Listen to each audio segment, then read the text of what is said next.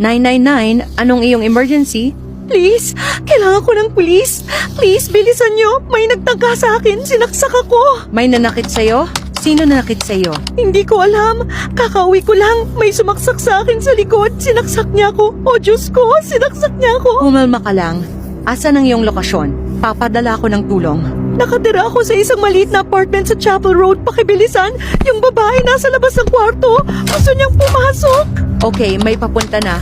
Papunta na ang tulong. Sinabi mo na ang taong ito ay nasa labas ng iyong kwarto? Oo, gusto niya pumasok. Naririnig ko gumagalaw siya sa labas. Umalis ka na. Tumawag na ako ng pulis at pupunta na sila. Iwan mo na ako. Tantanan mo na ako. Bilisan niyo, please. Narinig ko tumatawag siya sa labas. Papatayin niya ako. Okay. Kalma ka lang.